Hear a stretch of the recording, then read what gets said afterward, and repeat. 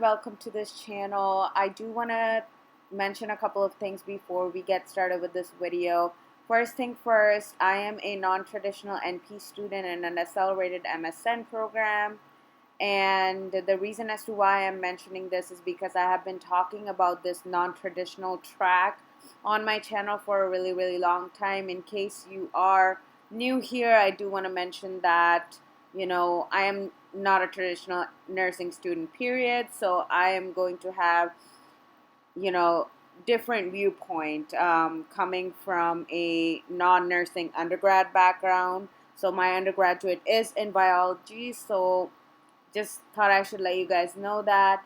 I also want to mention that I am an international student as well. So I also have a different perspective coming in that way. So please just, be respectful down in the comments if you do comment. And yeah, let's just get started with 9 things which I wish I knew before I started my NP program, or the part 2 of my accelerated MSN program. Hi everyone, welcome back to the channel. My name is Alpa in case you guys are new here, and today I will be talking about 10 things that I wish I knew before I went into NP school. In case you guys are new to my channel, I'm currently a graduate student hoping to become a nurse practitioner, an adult geriatric nurse practitioner. I did change my major. Initially I was in the family NP program, but I recently joined the adult geriatric program.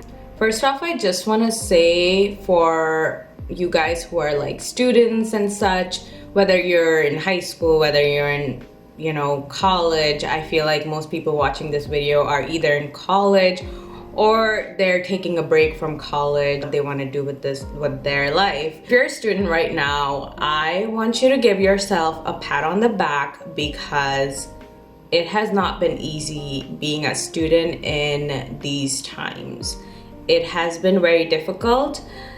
I took a standardized exam when COVID first hit, and that was not easy. I could not get a seat for a long time. I'm so grateful to God that I did pass that exam last summer, and then I was able to move on with NP portion of the program that I'm in. I just want to make this very clear that I'm not really like in a traditional nurse practitioner program. I don't really have an undergrad in nursing. I do have an RN license, but I don't have my undergrad in nursing.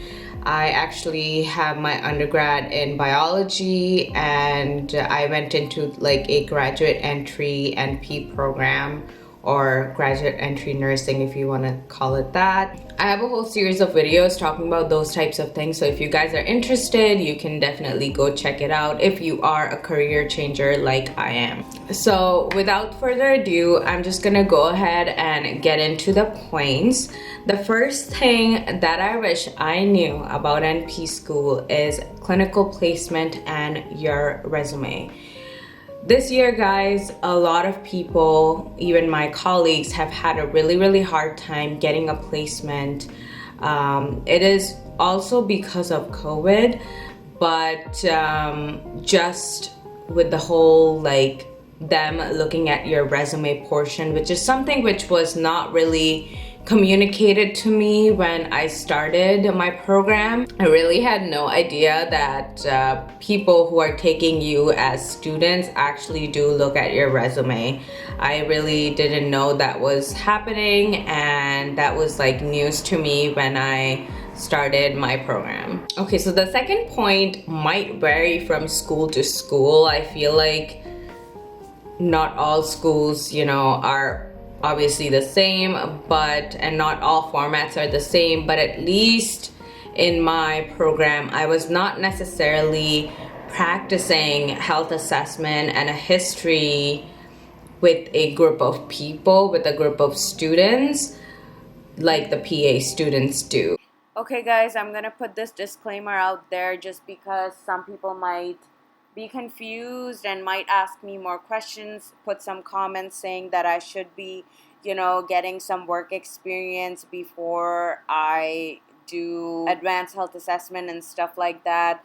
But please keep in mind that I am an international student, and there are immigration laws which prevent me from, working off campus in order to get experience. So I couldn't necessarily do that.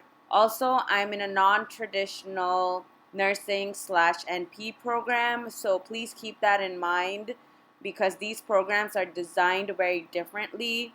Another thing I want to mention is that I had to have lab sessions with PA students and nurse anesthesia students because we have like this interprofessional health thing at our school. And I felt like I wasn't really ready to, take a proper history, and that I was lacking in taking proper history. And I really, really want to master those skills, my history taking and my physical assessment skills. Also, health history taking is very, very different as a nurse practitioner than it is as a registered nurse. And I'm also in primary care, so I really need to care about, getting my history right. So that's why I was a little bit concerned. And that's why I mentioned this, because those PA and nurse anesthesia students were way ahead of me, and I kind of felt like I was not ready. In PA school, you normally would be doing like history and physical at least 2 or 3 times a week when you're taking those courses. That is not something you do in NP school, and this was kind of news to me. I was hoping that we would almost do this because it is very important to get those skills on point, if you know what I mean, especially for your future. But this is not something that was done at my institution. I don't know if this is the case at other schools, so please don't quote me on it. Number 3 goes to, I guess, something that I have been very, very passionate about when I do talk about education or school or anything like that, is that the name of the school or like the ranking of the school doesn't always matter. I feel like, in undergrad, they were like, oh, Harvard, oh, Yale, oh, all of these schools, really big known schools who have really high ranking. But I don't think that's necessarily like important at all times. I went to a very small school in a small town in Indiana for my undergrad, and I received a pretty good education. And even their graduate programs, they do have like a couple of graduate programs. It's not, a lot, but it's still something. They're still pretty good, and they might not be known to a lot of people and stuff, but it doesn't always, matter. Like ranking and all of that you see on US Health News, that really doesn't matter when it comes to professional school, to be honest. Point number 4, you're not always going to have a cohort. Now, again, this varies from school to school or program to program, but at least in my situation, I don't really have a cohort. I feel like I don't always see the same people in my classes. It's always like a different schedule. Some people are part-time students, others are full-time. I am full-time, just in case you guys are wondering. So you're not always going to have a cohort. I only have like one person who has been with me through all of my classes because we just had similar schedule, but with my other colleagues, like that wasn't really a situation. Another thing which I want to add, you're going to have a vast like age range of people and more people on the older side.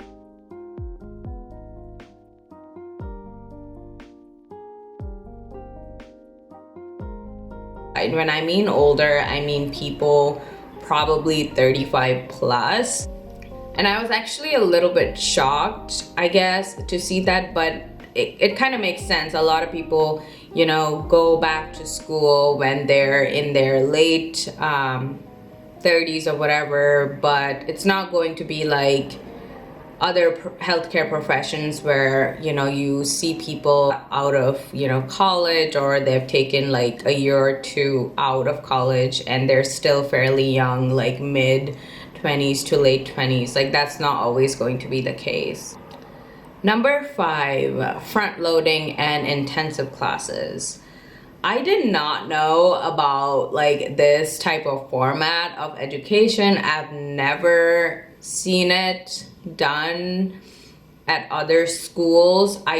Okay guys, I know some of you might be confused because some other universities, private or public, do have May terms and J terms where they take one class for a 3-week period of time and then you're good to go. This is not something I am referring to in this video. I'm talking more about taking labs, for example, physical assessment labs, taking that for a 3-day time period, 8 to 5. Like, that is something which was definitely like new to me. Usually labs are for a longer period of time.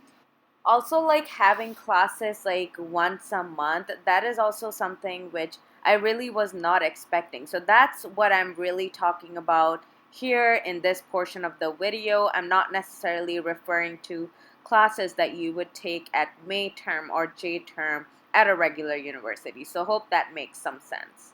I don't know if this is my school in general. By intensives, you guys, I mean like taking 1 or 2 like classes or having labs like 8 to 5 for 3 days. I have never seen that happen at other schools when it comes to labs, at least. And a lot of the labs that I have seen at other schools are like on a weekly basis, but some schools will do this like an intensive format, front loading kind of thing.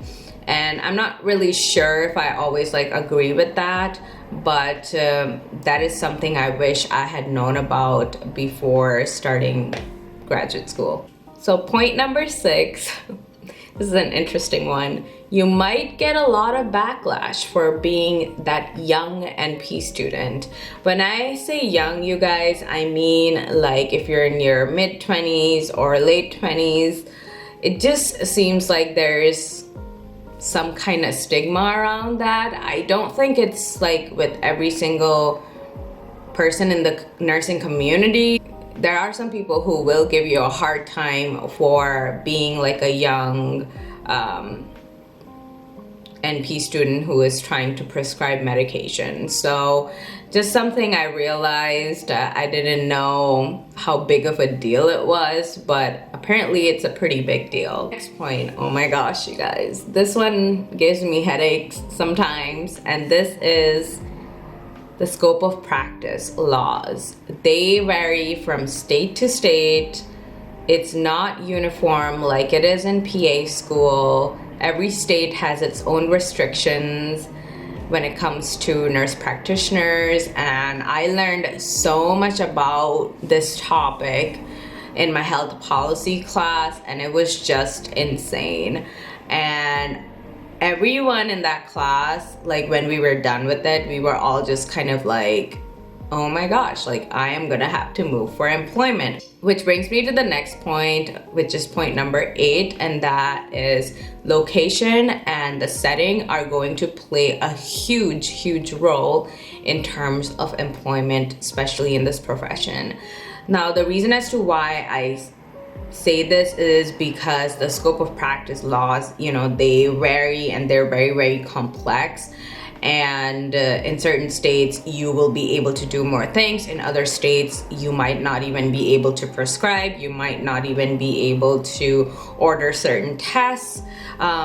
This really varies. So you really need to look into like the state that you want to work into, because you might not be able to practice to your full training. And location will play a big role in terms of employment, and that is one of the reasons as to why I am thinking of going out of Ohio, is because in the state of Minnesota, which is where I'm hoping to get employed, they seem to be much more flexible when it comes to these scope of practice laws, and they're also more open to like having new graduates instead of asking for employers who have at least 3 or 4 years of work experience. Is it a teaching hospital? That is also something else that you need to kind of think about, because a lot of times regular hospitals are going to be like, we want X amount of, experience, whereas at a teaching hospital that might not be the situation, and they might be more open to someone who has just graduated. There is no one-way street to becoming a nurse practitioner. This can be seen as a good thing, this can be seen as a bad thing as well. I think it's a good thing, to be honest, because it gives you a little bit more flexibility, but at the same time, the standardization aspect can be a little bit tricky, and you do have to, do a lot more research in order for you to, think about applying and such, but it just varies from school to school. There's just no one way. Some schools are looking for someone who has really good grades. Other schools are looking for someone who has worked in healthcare a lot and is a good clinician and is wanting to do this to advance their career. So there's no one-way street, unlike some other healthcare professions. And that is something that I didn't really know much about before I started NP school. I had to take a break because the battery died. The real learning. Where does the real learning actually happen? And I kind of knew this, but I didn't really think about it too much. But the real learning in healthcare actually happens at the job, in the field, and not really by textbooks. You can be like an A-star student, but be a really bad clinician. And even if you're doing like clinicals, yeah, you'll learn stuff, but the actual real learning will most likely happen at your job. So I hope you guys like this video. I'm trying to incorporate some more healthcare, stuff onto my channel. I kind of have been a little bit behind on the healthcare stuff because of everything that has kind of been happening with school, but I hope you guys like this one, and thank you so much for watching. I will see you in my next one. Bye now.